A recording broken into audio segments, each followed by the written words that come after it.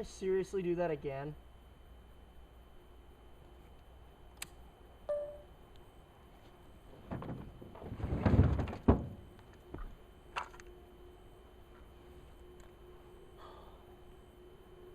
You see how that's hanging weird now? Did you hit the chain? I don't know. I guess we're gonna go find out.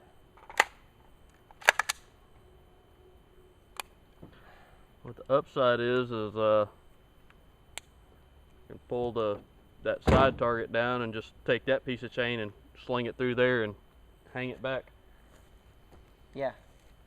The other upside is that I'm not getting hit in the face by brass from a fucking bullpup. What's going on, guys? I'm a regular guy. It's a Regular Guy Firearms channel. Thanks for watching. Now, first things first, I got to apologize because it's been like weeks since I put up a video, and between work and the brand new girlfriend, I'm sorry, I just don't have time for you guys lately. Sorry. But here it is. You read the title. You know what the review's about, so I'm not going to waste time going into an introduction over it. Now, this is a 1.5 to 5 power, variable power, I guess you want to say, optic from Leupold. We know Leupold has a really long history. We know that they make pretty quality, or good quality optics. What this one is specifically for is that it's for guys that basically wanted to replace their ACOG with something with a little more flexibility. Okay, Leupold offers this in 2 different reticle styles. The first one is the Horseshoe Reticle with a ballistic drop compensator. I'll string up a picture here in a second. And the other one is a special purpose rifle reticle. This particular one is running the Horseshoe ballistic drop compensator. Okay, and there's a bunch of different pros and cons into the different reticle styles that are out there. But what this one basically gives you is the same range finding capability of an ACOG and the same speed of that range finding of an ACOG without the hassle of having to learn the extra steps of range finding yourself. So that is a big plus, especially in environments that are very opposite of each other, like a wooded environment, or in a wooded environment. What is perceived range is going to be different from a very open, deserty environment. So this does help a lot with that. That being said, however, there are drawbacks to this specific type of reticle. Okay, ballistic drop compensator reticles are generally calibrated at middle elevation, middle atmospheric and barometric pressure, middle humidity. So basically, basically somewhere in the middle of the states, a little bit away from the equator versus in Florida or in Alaska. Okay, so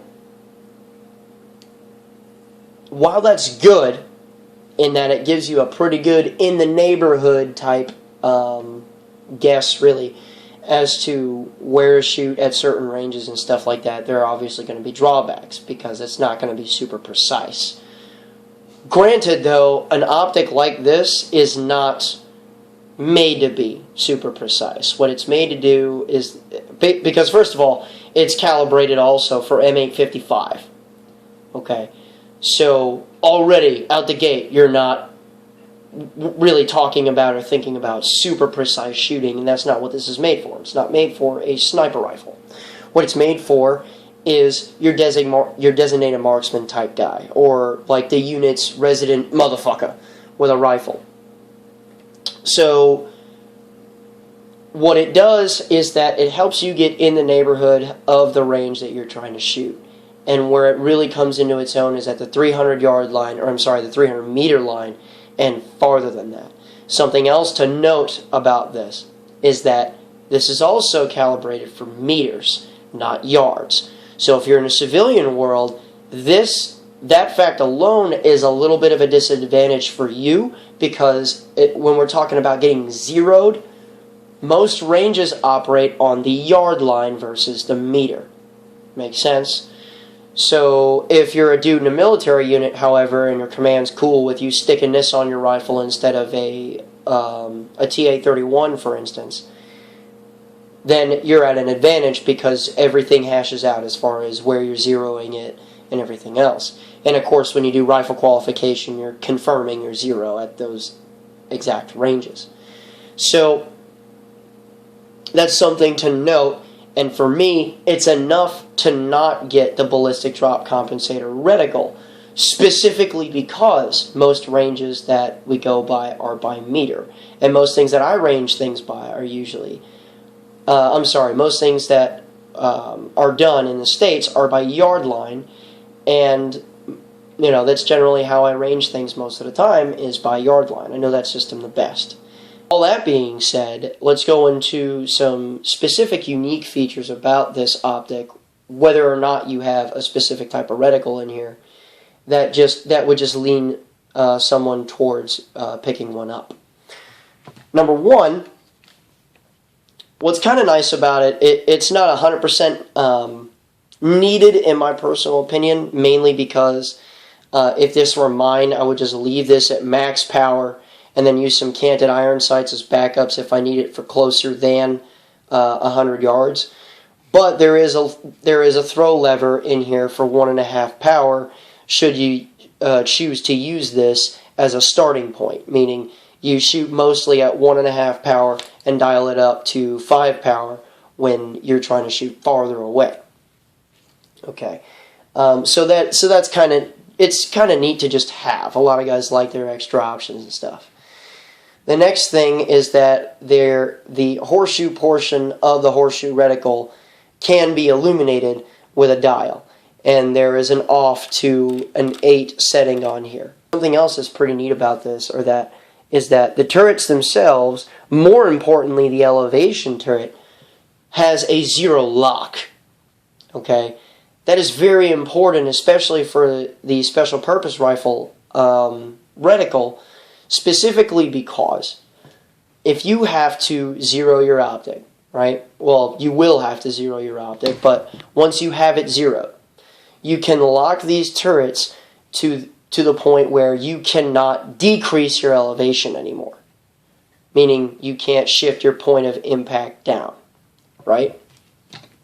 The reason why this is important is that if you're shooting far enough away to where if it's a 700 or 800 yard line shot, for instance, you're a dude in a military role and you're getting contact from a Dishka and you just want to put stuff in the direction of that gun to make him stop shooting at you, what you're going to need is a little bit more elevation if you first of all can handle running the turrets. Maybe he's not shooting directly at you at that point in time. But just as an example, if you dial up your elevation for that 700 or 800 yard line shot, and you're shooting, and you're getting your bullets where they need to go, and now suddenly you have to go move someplace else, or you will know that you're going to be working closer than that yard line, what you can do is just dial down your elevation until it stops, and now it's at your original 0.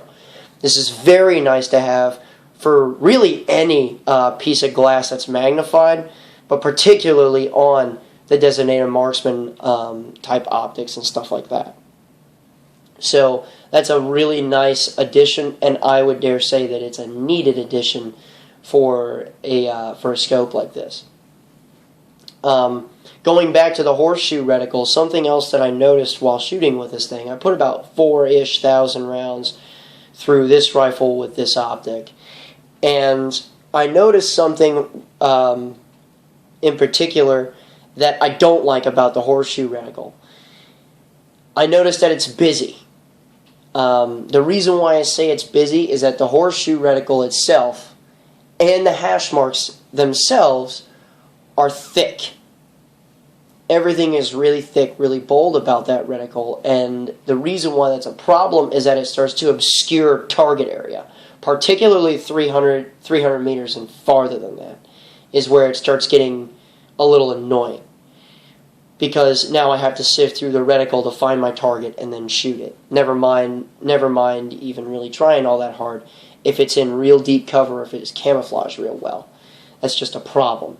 So that would shift me entirely over to the special purpose type reticle for this particular optic. Okay. It doesn't come with quick releases or anything like that, but if you're into that sort of thing, if you want that on your particular setup, they're not too terribly hard to find. They're not too terribly expensive either. Yeah, you're going to run up about a bill or a little bit more, but it depends on what you want. I would personally not change these and just run some canned irons so that if I have to do some shooting closer than 100 yards, I can get it done easily with a set of those. But it retains zero just fine. It's been used a lot. The friend of mine that runs this particular guy, you can tell that it's been through a bunch of stuff to where a bunch of different things are a little chewed up. It's funny because when I looked into the scope shadow of this guy, I was starting to see stars. Okay, so it's definitely been through a few courses. It's definitely been shot a bunch too, in a lot of different areas, because he tells me about where he goes. And in my personal shooting, it works well enough. You know, the main objective of a designated marksman optic of this type anyway is to give you better observation capability. You know, the shooting part is a plus, and with the ballistic drop compensator, you can range things a little faster. But with the special purpose rifle reticle, you can be a little more precise and a little bit more exacting in your measurements. And for me personally, when you calibrate an optic to M855, you know exactly what you're looking at, but there's too many different variables in there. Dudes that are in the military field, M855 isn't the only thing that we use, because we have M855, M855A1, which I don't care what anybody says, it shoots different. Not worse, but different than M855. Ball is still floating around, and Tracer is still floating around. We know how reality is, and we know how ammunition can just different ammo types can just kind of find their way into your magazines. Also, most people are not shooting M855 on the civilian side. Guys that train a lot tend to shoot the cheaper stuff. Guys that get the really expensive, freaking people-shattering ammunition tend to get stuff other than M855 because there's better performing stuff out there. Yeah, it's pretty plentiful and a lot of guys use it for target shooting, but at the same time, not everybody uses it. So there aren't that many real benefits to running a BDC for that round. So, to me, the only way to go is the SPR reticle. But other than that, the optic is superb. Like I said, it holds zero. The mount is solid as hell. You guys saw it get thrown in the swamp and stuff like that. Absolutely nothing changed from that, and I wouldn't expect anything out of an optic like this. And Leupold has been serving the armed forces as a whole for decades now. They've been around a minute doing this and doing it quite well. So that's all I really have to say on it. It is a pretty squared away offering. If you manage to find one for a pretty good price and are into the variable power thing, I suggest looking it up. If you're not, like me personally, I would go with a fixed power optic and run canned irons instead. But you know, each person's going to have different preferences on what it is that they use. So, I hope you found this helpful anyway. Remember, guys, we do have a Facebook page. Read the about before you join us, please. And if you have a question that you think may be a common one, but you want yours answered because you're new to this type of thing, go ahead and use the search function to try and reduce the clutter in the feed. And if it doesn't come up, or if that particular question hasn't been answered, then go ahead, shoot. Well, me or a billion of the other admins are going to go ahead and answer it, or one of the 12,000 knowledgeable dudes on that page are going to find it, are going to see it and answer your question anyway. But that's it, guys. And remember, a regular guy's firearm is the last defense against tyranny. Easy.